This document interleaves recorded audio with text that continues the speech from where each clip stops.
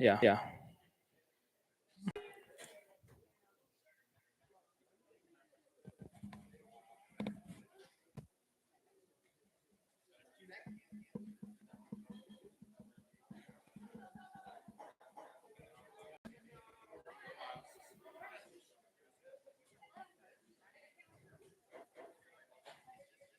Great. When you guys find any seats, we have a couple of announcements. First, my name is Octo. If we haven't met, yeah, David is gone again. No, just kidding. He's gone. He's in South Africa right now. So I'm part of the core team, and today I will be hosting the service. First announcement. Here is a list of things we happen in next months. First, we have shelter worship nights. The first one will be in October, from 6 p.m.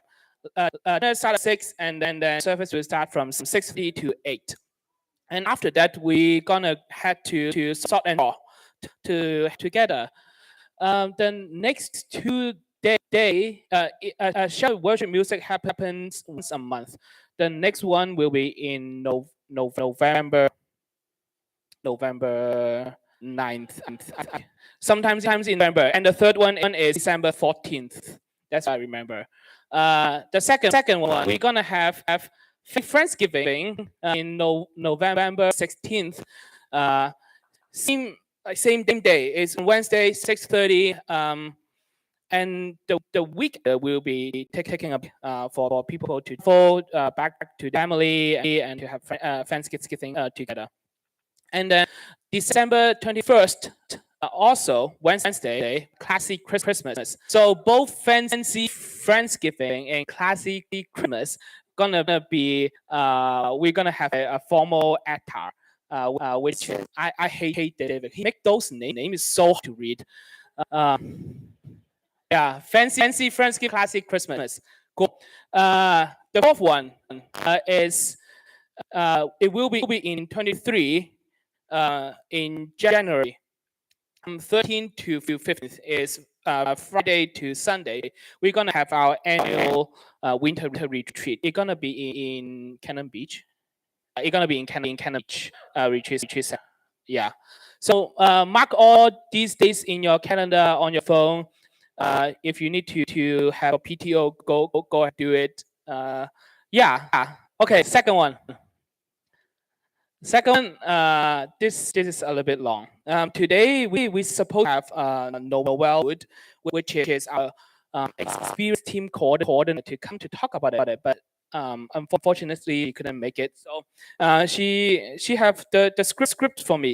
Here it is. Noel is the experienced team coordinator, and their team covers all things about hospitality. Their heart is actually the heart of the church, to create an environment that is warm, welcoming, accepting, and feel like home. The team that fall under experience welcome team the greeters the door. Others, the coffee team. There's people making coffee for us every single Sunday. The safety camp team, and also hospitality team. So they would love to have this group of guys to join them and volunteer all those teams on Sundays, but particularly on the shelter worship night. They need help for the shelter nights. That Casey told last week. They need greeters, people to help with food. They need people to help to clean up, and possibly some other little things that they come to. So these guys are going to be amazing, and they will love to see the young adults to be part of the movement and to join and serve in church. So if you are interested in serving particularly in experienced team or even in shelter worships, come to me, and I will connect you with Noel. And of course, the past Sunday, Pastor Brett have talked talk about the before initiative. And here we are. We encourage people to join all different teams in our church, so to serve our community, serve our city better. Sounds good. Yeah, I will pray us into worship. I will hand over to worship team. Father, we thank you for the night. Even David is not here with us. He's doing all his homework and out in Africa. But we're glad we still have a safe place together to wrestle with our faith, to answer truth.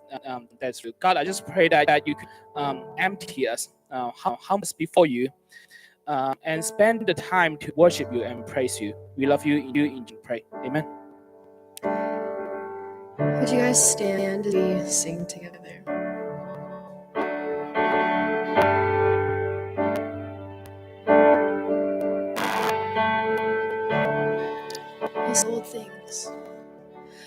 Old things have passed away. Your love has stayed the same. Your constant grace remains a cornerstone. Things that we thought were dead are breathing in life again. You call your sun to shine on darkest nights. For all that done, we will pour out our love. This will be our anthem song. Jesus, we love you.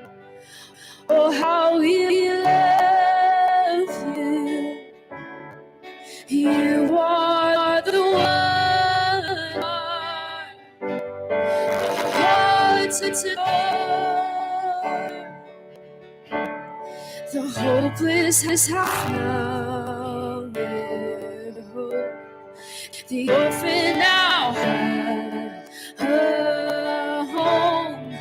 All that was lost has found its place in you. You lift our head. Oh, you lift our weary head. You make us strong.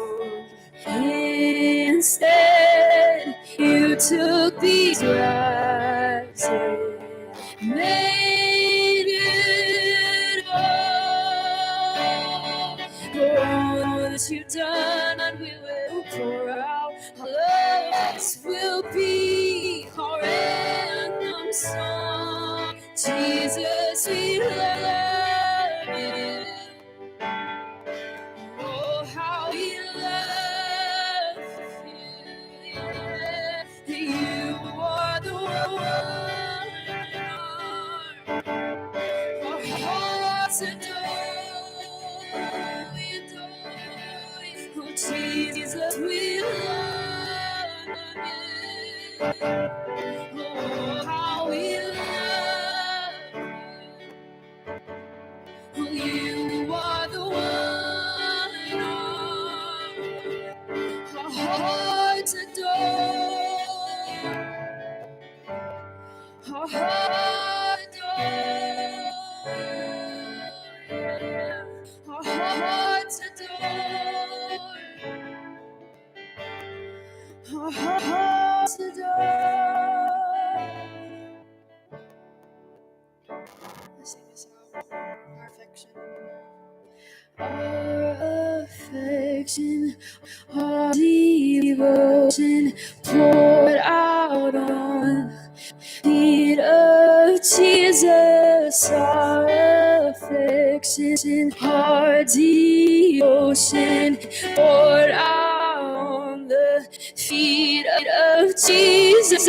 Our affection, our devotion poured out on the feet of Jesus, our affection, all devotion poured out on the feet of Jesus. We love you. Oh, how we love you. You are the one our hearts adore. Oh, Jesus, we love you. Oh, how we love. Oh, you are the one our hearts adore. Our hearts adore you, Lord. Our hearts adore, we adore you. Our hearts adore.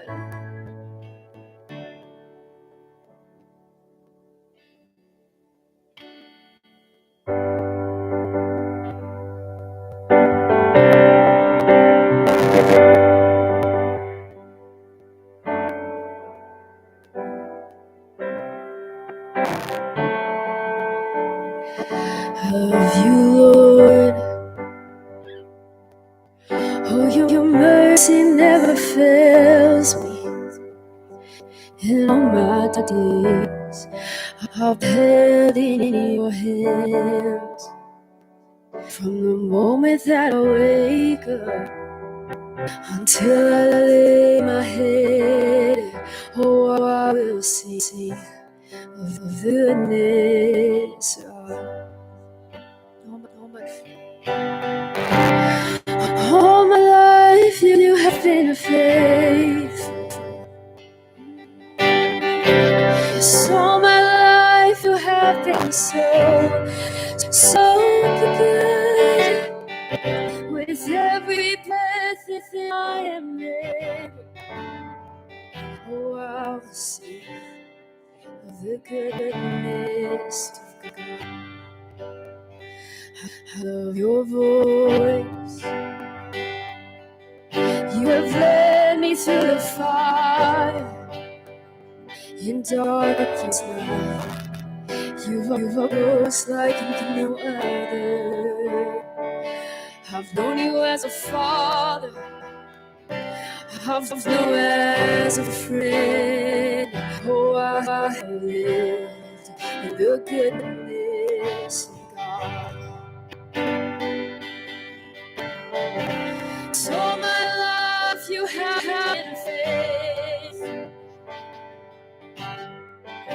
Oh, all my life you have been so good. With every breath that I am able, oh, I will sing of the goodness of God. Your goodness is running out, it's running out to me. Your goodness is running out, it's running out to me. With my life laid down, I'm surrendered now. Give you everything. Your goodness running out, it's running out to me. Your goodness is running out, it's running out to me. Your goodness is running out, it's running out to me. With my life laid down, surrender now, I give you everything. Your goodness is running out, it's running out to me. All my life you have been faithful. Yes, all my life you have been so good. With every breath that I am made, oh, I will sing of the goodness goodness of God. Yes, I'll sing the goodness of God.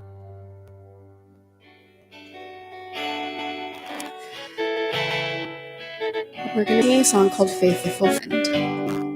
And we sung it here 3 times. And I wanted to just show the definition of faithful. Because sometimes I kind of forget what faithful means. Like we sing it in some songs, but so it just goes right over our head. It's a very simple definition. Faithful means to remain loyal and steadfast. And I felt like my best friends in the entire world. What a friend should be. Someone who sticks by you no matter what. Someone who hears you when you have worries, fears, or someone just listens to you. That's what I think of when I think of a friend. And sometimes we don't hear Jesus being referred to or characterized as a friend to us. So if you have a hard time feeling like Jesus is also your friend, I would encourage you to not let that sink in. That this listens to you. That he's not just there to like tell you what to do all the time, but he's there to be with you. So I'm gonna sing a song. I would just encourage you to sing out to Jesus as he's just standing right in front of you, just like he's here. Not that he's like I don't know, just like some guy in the sky. Just like he's like right in front of you, face to face as a friend. Yeah. So let's sing this together. Jesus, you're friend divine, and I know that you're my side. You're faithful each and every time. See me, making me so alive. You've been holding my heart here from the start, waiting for me. When I had nothing, hope about to live, you were right there for me. Heart of wonder, I stand in awe of what you do. Your goodness, your kindness, nothing compares to knowing. And you see everything I am. Show your grace in me again. You never forsake me. Loving Father, faithful friend. Oh Jesus, when I walk with you, you speak like a friend would do. Your words are a steady line, painfully leading me every time. I'm caught up in wonder. I stand in awe of what you do. Goodness, your kindness, nothing compares, no way. And you everything I am. Show your grace to me again. You never take me. Loving me, Father, faithful friend. Oh, I'm never alone. Oh,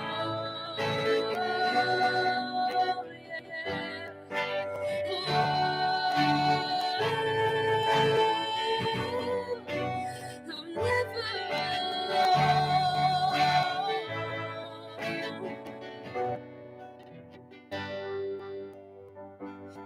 You are the one who sees me. You are the one who knows me. You are a faithful friend. You never let me go.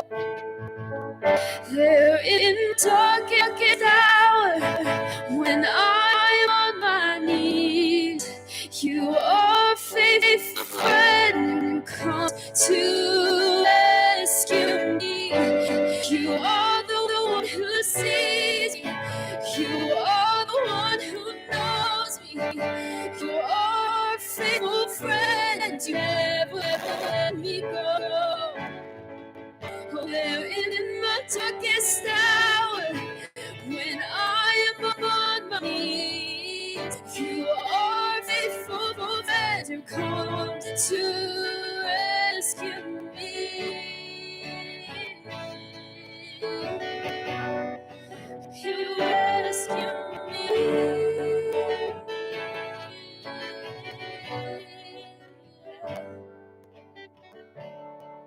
You've been holding my ever since, waiting for me. When I had nothing left, about to give, you were right there for me.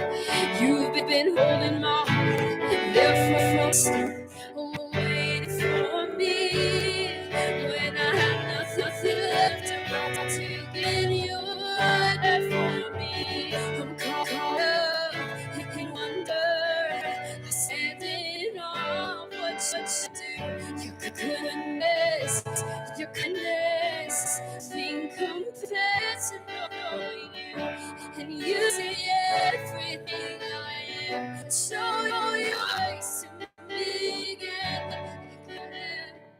Take me, loving Father, faithful friend. You're a faithful friend.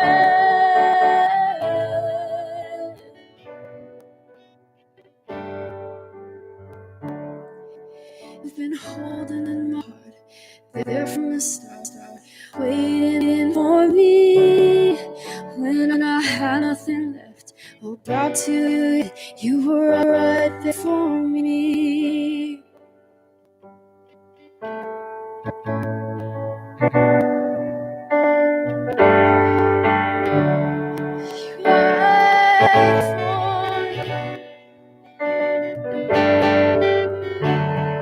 And I will rest in your promises. My confidence is your faithfulness, and I will rest in your promises. My confidence is your faithfulness. Sing that out. And I will rest in your promises. My confidence is your faithfulness, and I will rest in your promises. My confidence is your faithfulness. Oh, you sing faithful. You are faithful. Forever you will be faithful. You are, and all your promises, yes and amen. And all your promises, yes and amen. All your promises are yes and amen.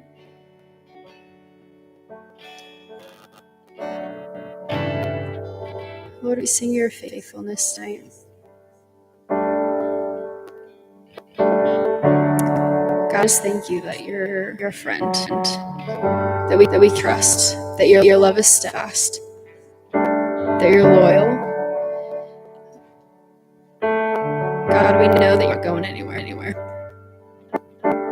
You stand with us and you're right beside us through everything that we go through. No matter the stance or situation, we know that you're faithful. So we sing of that tonight, and we praise you. Our hearts are open to receive what you have to speak to us tonight. We love you, Lord. Amen. You guys can see.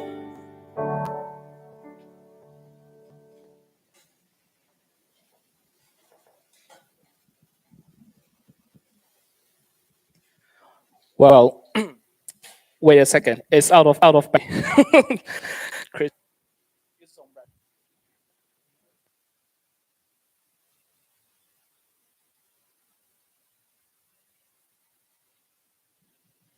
That's great. As I said, David is so oh no, just kidding. It's not me again. I know you guys are so done with me. These 2 weeks, we have Bo Stern-Brady to come preach for us. Bo is a speaker, a writer, a pastor. This is interesting. He's the founder of Soul Space. If you know what Soul Space it is a biblical meditation app. So if you want to know more, just talk to Bo about it. So ladies and gentlemen, Bo. Thank you so much. It's so fun to be here, you guys. I'm really glad, and I, for one, am glad I'm not in South Africa. But I'm glad David. That's fun for him. I watched too much news today, so I'm having to get myself and my mind into all of this, and I'm so thankful for work because it just repositioned me. I am a girl who loves words. I was terrible at math, but I love words. I think they are beautiful containers of life, and especially I love last words. Words someone chooses to say at the very end. Sometimes they're dumb. Sometimes make any sense. Sometimes it seems like a waste of one's breath. But I think last words are really important. And my husband died in 2015. He had ALS. I'm going to take my shoes off because you seem like that crowd that I can. My husband died in 2015. He had a long struggle with ALS, and so in the course of his battle with that disease, he lost his ability to speak and follow, and all the things that sort of dehumanize you. And I could still understand him, his face and his way and his expressions, and he could still communicate with not much problem. And I knew he was nearing the end, and I had to run out real quick and try to grab meds. I didn't think he was gonna die that quickly, and I came back home, and he saw me, and he looked up at me, and he said almost clearly, "Hello, beautiful," which was something he had called me all through our 30 years marriage. And then he went into respiratory distress, and my family gathered around him, and we worshiped him home. And it was a really beautiful moment. But I am telling you what, the fact that his last words were hello, beautiful, that guy has got some kind of kiss coming for him at some day in heaven, because that's a big play, a baller move. You can't talk, and the last words you say to your wife, I mean, that's cool. If I had a chance to tell my children last words, if I was just I have conversation left to say to my kids, I would tell them when garbage day is. Make sure and get it out by 6. It's really a problem if you don't. I wouldn't tell them where the jewels are buried. There are no jewel buried. I wouldn't. I might tell them that though. That would be fun to kind of send them on a little expedition. I wouldn't tell them anything legit at all. I would only tell about my love for them and about Jesus' love for them. My last word for them would be what is deep in my heart for them. And John the disciple also loves words. My stepson came upstairs this morning while I was studying, and he said, "What are you speaking on tonight?" And I said, "John 16," and he goes, "Oh, that's too bad. You hate John because my love a book of John, legendary. I love this book. It is a literary masterpiece, even though it's entirely stream of consciousness. It is beautiful and poetic, and I love it. Have wept over every page of the Gospel of John. It is the thing. I love it. And John is also someone who loves. Actually, historians feel like John kind of an eccentric guy. Do you know there's a little story about him that he used to walk around with like a hawk on his shoulder. He's just like this guy that had some eccentricities, but he was known for the way that he loved. James was known for the way that he prayed. John was known for the way that he loved. Who was the disciple Jesus loved? Trick question. John was the disciple who knew he was loved. John was the disciple who named himself that. Remember the one Jesus loves. I read Brennan tells the story of an Irish priest who sees a peasant praying. And he's praying on his knees on a cobblestone street, and he's just so happy. He's praying and asking God for things, and the priest goes by him and says, "You must seem really happy today. You must think that God is really kind or whatever." And he goes, yeah, he's really fond of me. Just thought that's the thing. John's like, God's real fond of me. He knows me and he loves me. And John has this feeling, this idea, this certainty about who Jesus was. Now understand that, and I'm sure you've covered some of history as you've gone through the book of John. Indulge me for a minute. John writes this when he's very old. He's an old man. He's 90 years old, probably. And he has written some other things. Other gospels have been written, Matthew, Mark, and Luke. For 3 of them. There also were probably 60 other gospels written. Lots of people writing this story of just like everybody wanted to write the bio of the guy who landed the plane in the Brooklyn harbor and did crash. Everybody wants to write the story of somebody doing something cool. So lots of people wrote the biography of this, but John, at the end of his life, looks around at what he sees. He's seen his best friend die a cruel death on a cross, and then he's seen all the rest of his friends martyred as well. John, and it's believed, was persecuted harshly. He was exiled. Some historians believe that he was dropped in a vat of boiling oil, and that's why it was exiled. He was so hideous to look at. John suffered a great deal for his faith and watched his friends die for it. And then he gets to the end of his life and he says, there is something left to be written about Jesus. Somebody needs to write what hasn't been said yet. And so he tells us so many other things that the disciples don't give us. The authors didn't give. He tells without John, we have the woman at the well. We don't have the woman caught in adultery.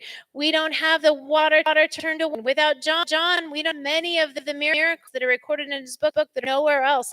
And then one of my favorite lines from his book is actually the very last one. It says there are more things that Jesus did. If all of them were written down, I suppose that not even the world itself would have space for books that would be written. And he's saying there are so many. I didn't even scratch the surface. So John loves Jesus. John is loved by Jesus, and he wants to write something to us about who Jesus was, and he can't say it all. He can't even begin to scratch the surface of everything Jesus did. Then he spends 5 chapters on one conversation. 23% of his, I can do that much math. 23% of his book takes place from when he washes the disciples' feet to Gethsemane. This conversation is important to John. He wants us to understand it. He wants us to know it. John has committed this conversation to memory because this was a moment for him. And Jesus, you have been studying it now for several weeks. I'm assuming that you've been going through this conversation before Jesus dies. And tonight we're in John 16. And I feel like we say the Sermon on the Mount is Jesus' greatest sermon, and yes, true. But the conversation is certainly close second. 16 is interesting because it's filled with lots of words that mark time. I've been studying this old theologian who's hard to understand, and he studies the theology of time. Where does eternity begin and end? Where are we? What is our thing? We're not going to do that. No worries. But Jesus talks a lot about time in John 16, and he's trying to get them to understand where you're sitting right now is very real. This is redemption. You're very real and you live on a very real timeline, but there is another timeline that is also very, very real and running all around you. And so if we to say, I'm just really mindful of my place of time, like my birthday yesterday. And on my birthday, I get very introspective. I start to think about where and where am I going and having what I came here to do, and am I making Jesus out and famous, and what am I do with my life, and I wonder how many I have left. And it's still understanding that I am here on the timeline. I mean, if you picture yourself right now, you are planted on September 21st, 2022. You are stuck here until midnight. This is the day you are on, and you're not off of this timeline. All around us runs the red line of God's eternal purpose. All around us, God's at work. There is something off our timeline that is gone and sometimes intersects with our timeline. Sometimes it touches down, and we see this is the kingdom pushing into our now right here world. And Jesus trying to get his disciples to understand that. And he does it almost excessively. In verse 2, he says, a time is come. In verse 4, he said, when the hour comes. In verse 8, he says, when he comes. In verse 10, he says, when the Spirit comes. In verse 16, in a little while. Verse 23, in that day. Verse 25, an hour coming. Verse 20 again, in that day. Verse 32, look, an hour is coming. He keeps telling them something else is coming. And in this particular chapter, he said, it's not good, great what's coming.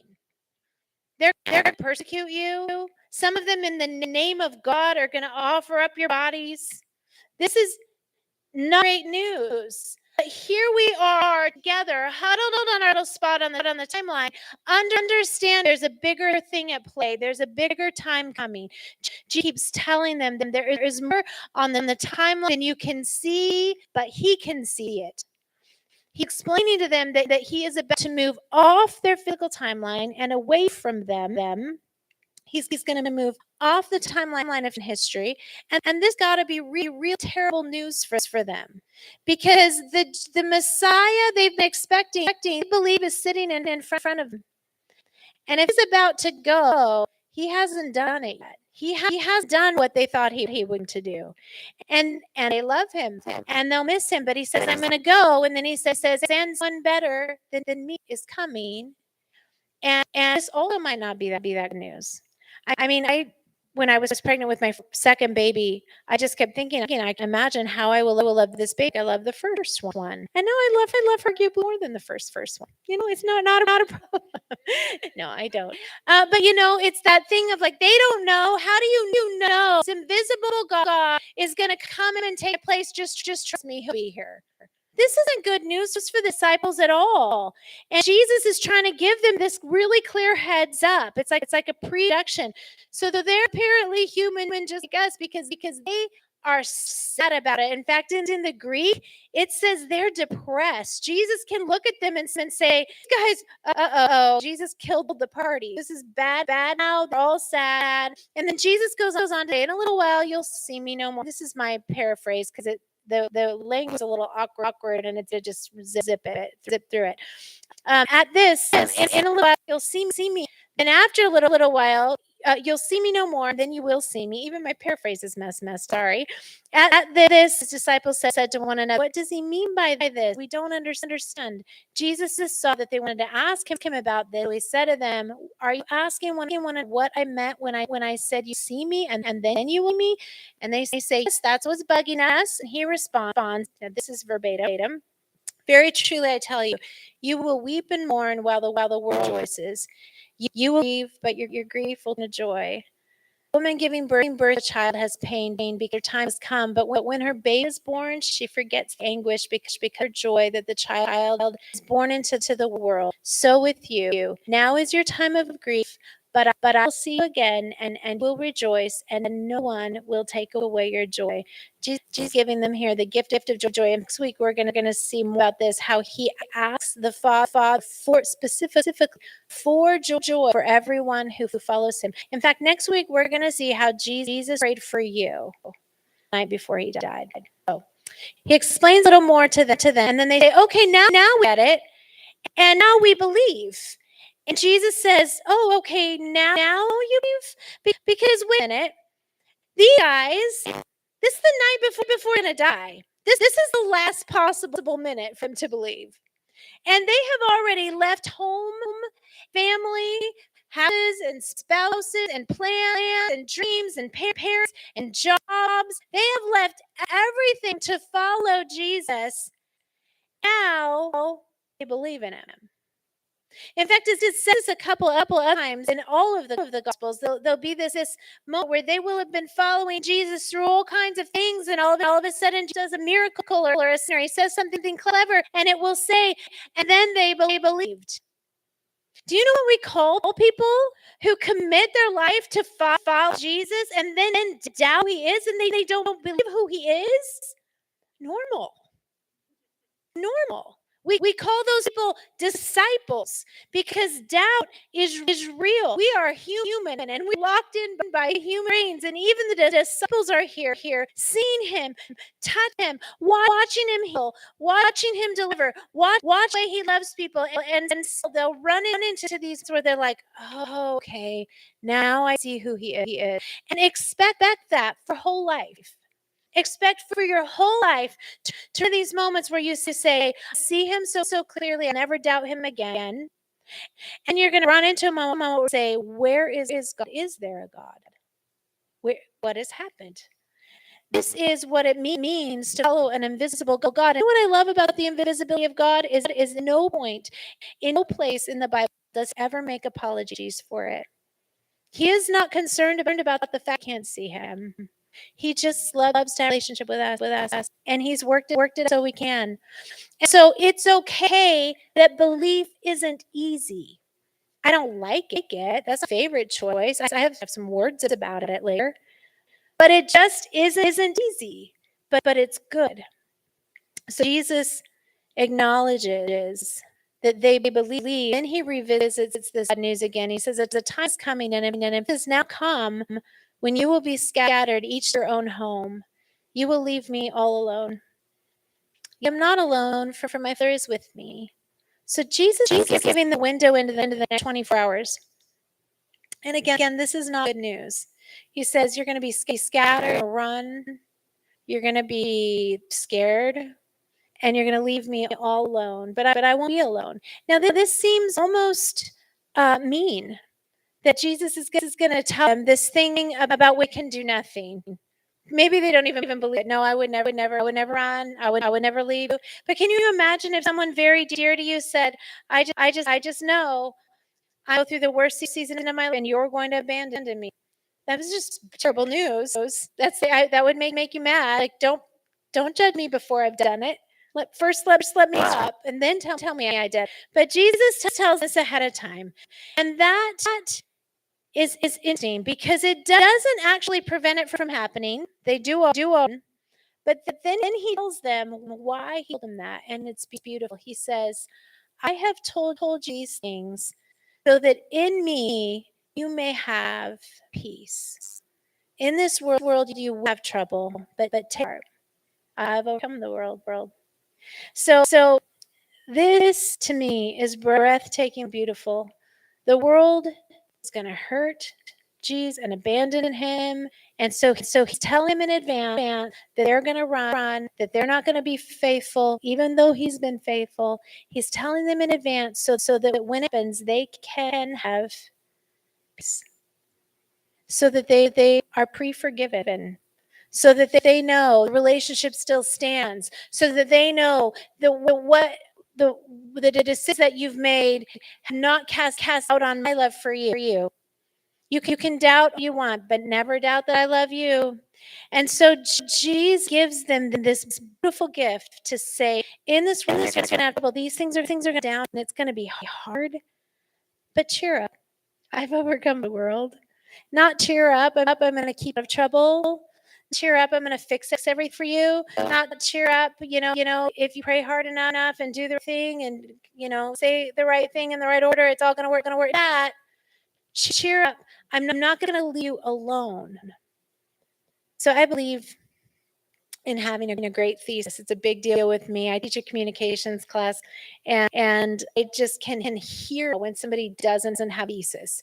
And I ask myself, even before I write an email or make an important phone call or write a blog post, what is my thesis? Because I want to leave, what am I saying? I have a little personal motto that goes, "These saves," because I can tell when a preacher has not out their thesis and they're just trying too many things and message. But in this, Jesus says so much in this 5-chapter conversation. He's made some huge predictions. He's explained the coming of the Holy Spirit. He's talked about betrayal, persecution, and relationship with his Father. He's talked about how he wants them to love each other. But I think the thesis of this conversation, the one thing he wants them to remember when the chips are down, the one thing he wants them to know, and he's carried off to the cross, when they find the empty tomb, when he leaves them again, goes back to his Father, when they feel alone, when they misunderstood by the world, when they suffer, when they sorrow, when they face the cross themselves. I think he wants them to know the world is full of trouble, but God is bigger than the world and will never be alone. It is the whole entire thesis of the 5 chapters of Jesus gathering his disciples to him in a room just like this, with people just like you, and saying all the things I've do, all the things I've taught. I've tried to get all the information in. I've tried to tell you even garbage day is and where the family jewels are buried and all the things. But what I want you to know more than anything is that this world is really hard. You're living tied to a timeline where there will be trouble, but you will not be alone. You will weep, but you'll know joy.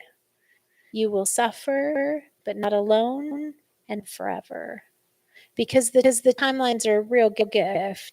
The fact that we are planted now is not where we're planted forever. This is a real gift that we can always keep one foot of our hope in another world where we know something is coming. These are the pillars on which I hang my hat and my faith, that God shows up in suffering. Suffering will happen, yep, but we will not ever suffer alone. These are the things I know to be sure. I love theology. I just geek out on it. I was a theology major at 16. But when it boils down, I toss out the Greek and Hebrew, toss out all the doctrine. I know that in this world there is trouble. I've lived through it. I know that I never 1 minute felt like I was abandoned by God. I know that his care is flawless of us, for us, toward us. I know for sure, and I believe, and this is what Jesus wanted his disciples to know before they watched him die. This is going to look very bleak, very bad tomorrow. Tomorrow we're going into a time, and you're not going to believe what's going to happen. But the last word isn't last. Morning is going to come. Hope is coming. New life is coming. All of this, Jesus unpacks for this to say, you are mine and I am yours. We'll never walk out alone. It's interesting. The last words of John, the man of last words, the historians tell the story of they wanted to, he was very old and they knew he was going to die and wanted some last words to the church. And so they carried him in on a stretcher, and they thought he was senile because they're waiting for, especially for a prediction of like, when is Jesus back, and what do we do about Gnosticism, and who's true and who's not? Is the Antichrist here? They wanted something big, and the Apostle John, and the last words of John to the church: little children, love one another. Someone who knows love does love. And so as Jesus meets with us in this space, say, I have loved you. You don't go alone. I'm with you. In this world you will have trouble, but I'm here and I'm with you and I love you. That's the way we love each other.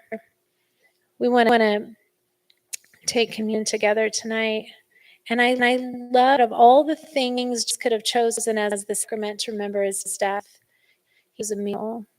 He chose gather together around a table, come together in community, lay aside differences and issues and disagreements, and just come together around my body and my blood and remember that you are not alone. You suffer, but you don't suffer alone. You suffer inside the love of God and inside the love of community. So you can come up and take a piece of bread and dip it in the juice, and then when you will take it to onto it, and we'll take it together.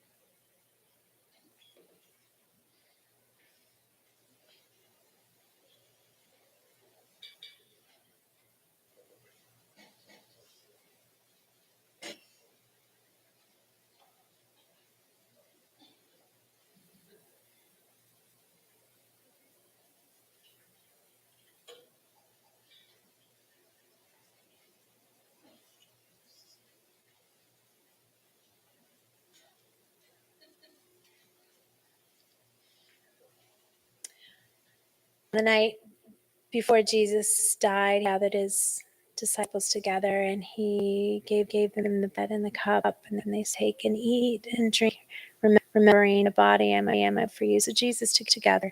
We remember your body and your blood, and we remember your sacrifice. And we mostly, more than anything, remember we are not alone, that your presence overcomes our heartache and our doubt and our confusion and our questions, and that you are right here in the middle of it all. And when we love being loved by you, we can eat each other.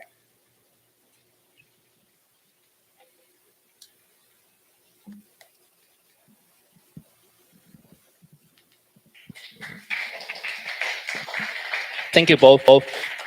So we will be getting into small group time. Get a couple friends around you, someone that you don't know, and then go into small group, discuss something that you we don't talk about disagree about our speaker. So no disagree. That's usually what they said. Talk about what you think. There's some highs and lows about this week. So